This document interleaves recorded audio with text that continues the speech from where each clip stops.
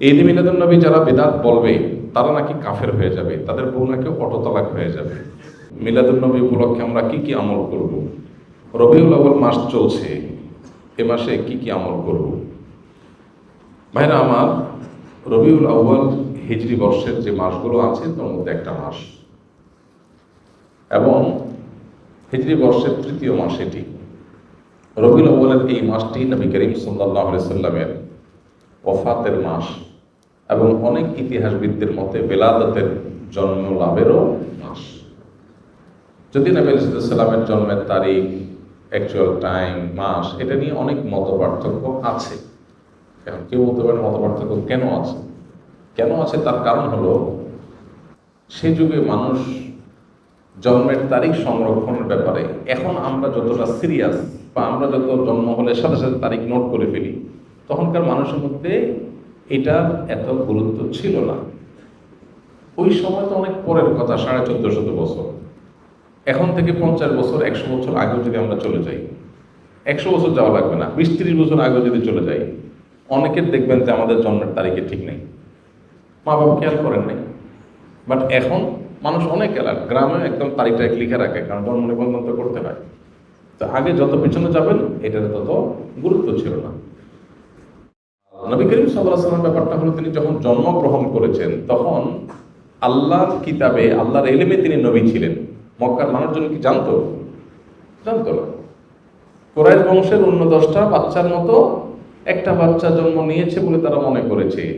এই যে একজন নবীর আগমন, এটা তো মানুষ টের পায়নি, কিন্তু যখন তার মৃত্যু হয়, দুনিয়া থেকে চলে যান, তখন তো দুনিয়া জানে তিনি নন। এই জন্য মৃত্যু দিবসটা যেভাবে সংরক্ষিত, জন্ম দিবসটা সেভাবে সংরক্ষিত না। সেটা যাই হোক, জন্ম দিবস, মৃত্যু দিবস দুইটাই এই মাসে আমরা ধরেই নিলাম, রবিউল আউয়াল মাসে। তাহলে এই মাসের আমল কি? উত্তর হলো যে এই মাসের জন্য আলাদা করে স্পেশাল কোনো আমল নাই। আমল হলো সারা মাসের, সারা বছরে।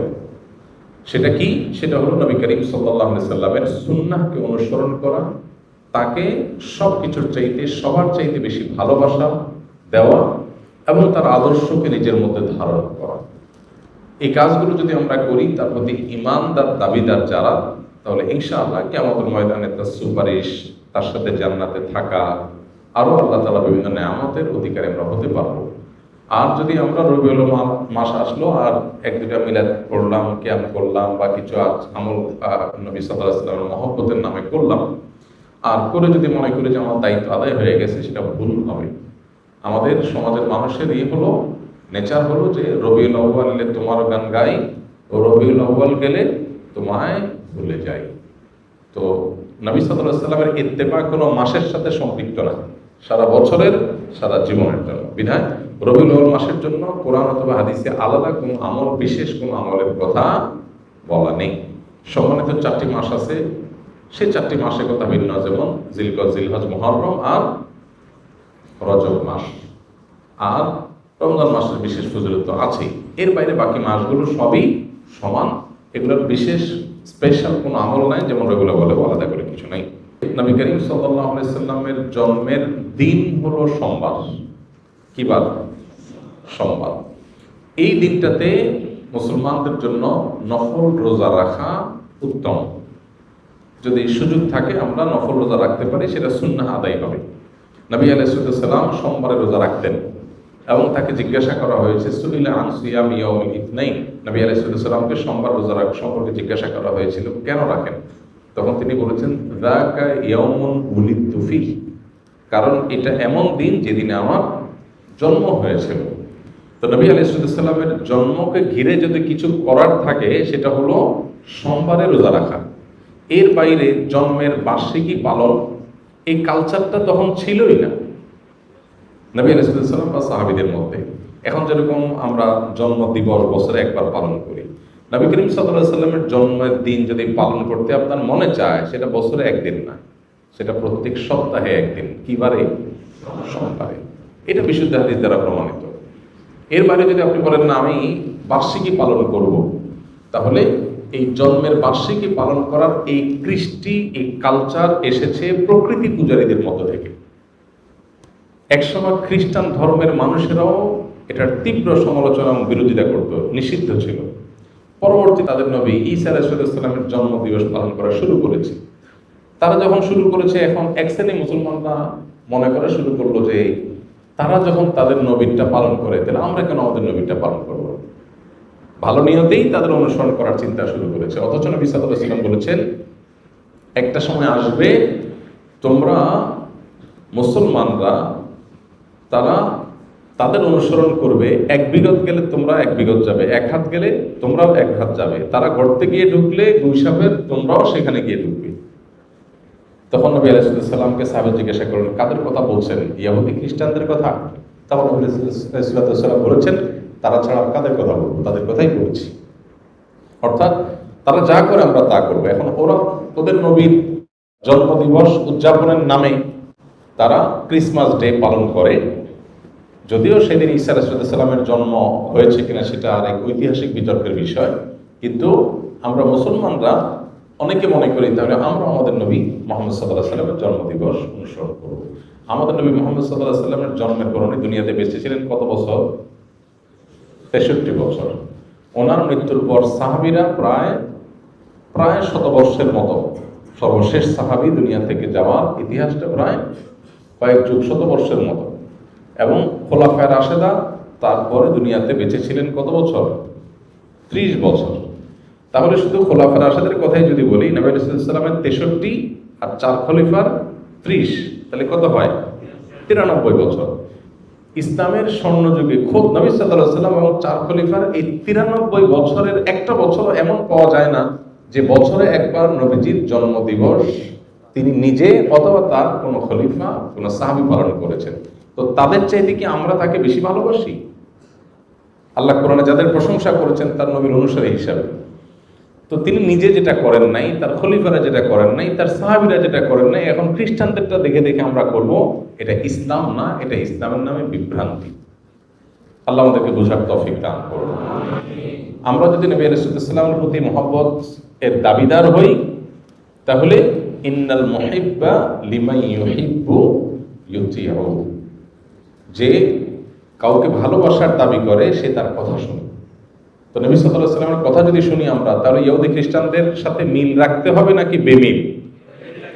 কারণ তিনি তো বলেছেন খালিফুল ইয়াহুদ, ওদের ব্যতিক্রম করবে। প্রতি রাকাত নামাজে আপনি বলতেছেন গায়রিল মাগদুবি আলাইহিম ওয়াদ-দাল্লিন, আল্লাহ ইহুদিদের মতো আপনার গজবপ্রাপ্ত আর খ্রিস্টানদের মতো গোমরাহ যেন আমি না হই, এই 2 পথে যেন আমি না চলি। আর আপনি এদিকে নবীর মহব্বতের নামে সেই পথে যদি চলেন, তাহলে সেটা কি হলো? আমাদের যে সমস্ত ভাইরা মিলাদুন নবী উপলক্ষে বিভিন্ন উদযাপন করেন, ওনার নবী সাল্লাল্লাহু আলাইহি ওয়াসাল্লামের মহব্বতেই করেন, এতে কোনো সন্দেহ নেই। নবী করিম সাল্লাল্লাহু আলাইহি ওয়াসাল্লামের ভালোবাসাতেই করেন। ভালোবাসাটা নবী আলাইহিস সালামের প্রতি ভালোবাসাটা, আবেগ থাকাটা প্রশংসনীয়, কিন্তু আমাদের ভালোবাসার প্রকাশ হতে হবে সুন্নাহ সম্মতভাবে। কিভাবে? সুন্নাহ সম্মতভাবে। এখন অনেকে বলে যে ভাই ভালোবাসার কোনো প্রমাণ লাগে না, ভালোবাসার কোনো প্রমাণ লাগে না। তো ভালোবাসার কোনো প্রমাণ লাগে না, যা খুশি করা যাবে ভালোবেসে, এটা কথা হলো? তো কোরআনে আল্লাহ তাআলা বলেছেন, কুল ইন কুনতুম তুহিব্বুনাল্লাহ ফাত্তাবিউনি, হে রাসূল বলে দেন তোমরা যদি আল্লাহকে ভালোবাসো এটা দাবি করো, তাহলে আমার অনুসরণ করো, প্রমাণ করো। নবীর অনুসরণ করলে প্রমাণ হবে তুমি কাকে ভালোবাসছো? আল্লাহকে ভালোবাসছো। তাহলে ভালোবাসার প্রমাণ লাগে কি লাগে না? মুখে ভালোবাসার কথা বলে আপনাকে ভালোবাসি আমি, এর প্রমাণ কি? আমি আপনার সাথে 6 মাস কথা বলতেছি, হইল? ভালোবাসলে তো আমি আপনার সাথে কথা বলবো, আপনার কথা শুনবো, তাই না? তো নবী করিম সাল্লাল্লাহু আলাইহি ওয়াসাল্লাম আমাদেরকে কি বলেছেন, কি দিয়ে গেছেন? তিনি বলেছেন তারাকতু ফিকুম আমরাইন, তোমাদের মধ্যে 2টা জিনিস রেখে গেলাম, কিতাবুল্লাহ ওয়া সুন্নাত রাসূলি, আল্লাহর কিতাব আর তার রাসূলের সুন্নাহ। এখন যদি আপনার এই কাজ যেটা নবী সাল্লাল্লাহু আলাইহি ওয়াসাল্লামের মহব্বতে করতেছেন, এটা যদি কিতাবুল্লাহ থাকে করেন, অথবা রাসূলের জীবনে থাকে তাও করেন, এই দুটোর কোনোটা নাই করবেন না। এটি হলো দ্বীন, এটা হলো ইসলাম। ইসলামের মধ্যে মন গড়া কিছু মধ্যখান থেকে প্রবেশ করলে তার নাম কি? বিদআত। আর সমস্ত বিদআতের ঠিকানা কোথায়? জাহান্নাম।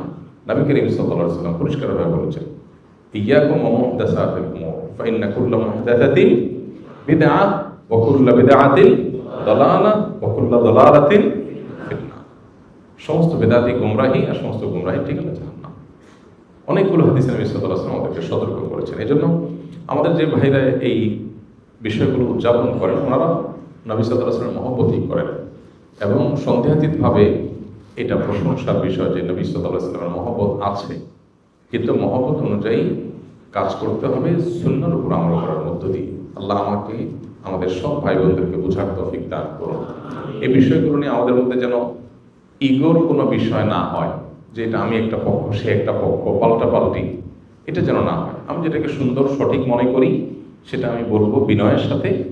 আর অন্য কোনো ভাই যদি ভিন্ন কিছু করেন তো তার প্রতি আমার মুসলিম ভাই হিসাবে আমার ভালোবাসা ঠিকই থাকবে, সিম্পাথি থাকবে যে আমার ভাই ভুল বুঝছেন। ডক্টর খন্দকার আব্দুল্লাহ জাকির রহমতুল্লাহ আলাইহি বলতেন, কোনো মানুষ যদি বেদাতে লিপ্ত হয় তো আমি তার উপরে জেদ করব না, খুব ক্ষুব্ধ হব না, বরং আমার ভিতরে মায়া থাকবে যে আমার ভাই ভুল করছে। কিছুটা ক্ষুব্ধ, কিছুটা মনে কষ্ট হওয়া তো স্বাভাবিক, কিন্তু তাকে শত্রু বানাবো না। আমি মনে করবো আমার ভাই ভুল করছে, আমার কষ্ট লাগবে। সো এই মানসিকতা যদি থাকে তাহলে সমাজে ইনশাআল্লাহ আমরা সুন্দর থেকে সুন্দরতর সমাজ গড়ে তুলতে পারবো এবং পারস্পরিক সৌহার্দ্য তৈরি হবে। ইসলামের নামে কাদা ছড়াছড়ি অনলাইনে অফলাইনে খুবই দুর্ভাগ্যজনক বাস্তবতা। সবাই যার যার মতের সপক্ষে যুক্তি আলোচনা করতেই পারেন, কিন্তু অন্যের প্রতি শ্রদ্ধা থাকা দরকার একজন মুসলমান হিসাবে। অন্তত ঈদ মিলাদুন নবী যারা বিদআত বলবে তারা নাকি কাফের হয়ে যাবে, তাদের বউ নাকি অটোতালাক হয়ে যাবে। মূলত যারা এই টাইপের কথা বলেন ওনাদের মূল দাবিটা থাকে এরকম যে নবীর যদি কেউ দুশ্মন হয়, নবীর দুশ্মনী করে, নবী সাল্লাল্লাহু আলাইহি সাল্লামের প্রতি যদি কেউ গোস্তাখি করে, বেয়াদবি করে, অমর্যাদাকর কিছু করে, তাহলে তো ঈমান চলে যাবে, ঈমান গেলে তো বউ তালাক হয়ে যাবে। এখন কথা হলো যে মিলাদুন নবী না করলে কি নবীর অবমাননা করা হয় বা নবীকে অসম্মান করা হয়, নবীর সাথে বেয়াদবি করা হয়, নাকি নবী আলাইহিস সালামের আনুগত্যকে অক্ষরে অক্ষরে মানতে গিয়ে করা হয় না? তো নবী করিম সাল্লাল্লাহু আলাইহি সাল্লামকে আনুগত্য করতে গিয়ে যদি সে এটা থেকে বেঁচে থাকে, কারণ আয়েশা রাদিয়াল্লাহু আনহা বলেছেন, মান আহাদাসা ফি আমরিনা মা লাইসা মিনহু ফাহুয়া রাদ। যে ব্যক্তি আমাদের দ্বীনের বিষয়ে কোনো কিছু নতুন সৃষ্টি করলো যেটা দ্বীনের অংশ না, সেটা বাতিল, সেটা বাদ দিয়ে রাখতে হবে। তো সেজন্য যদি কেউ জন্মদিবস পালনের কালচারকে যদি কেউ অ্যাভয়েড করে, যে নবীজি নিজেও করেন নাই, সাহাবীরাও করেন নাই, খোলাফা রাশিদাও করেন নাই, সেটা আমি কেন করতে যাব, এই জায়গা থেকে কেউ যদি বিরত থাকে সে বরং সাচ্চা মুসলমান হওয়ার দলিল হবে। বাকি নবীর দুশ্মনী করলে তার জন্য এই কথা ঠিকই আছে, কিন্তু কেউ মিলাদ না পড়া মানে সে নবীর দুশ্মন, এটা তো বড় মুশকিল কথা। এখন ব্যাপারটা কেমন হয়ে গেল একটা উদাহরণ দিয়ে ছোট করে। ধরেন আমি আপনাকে বললাম যে আপনি যদি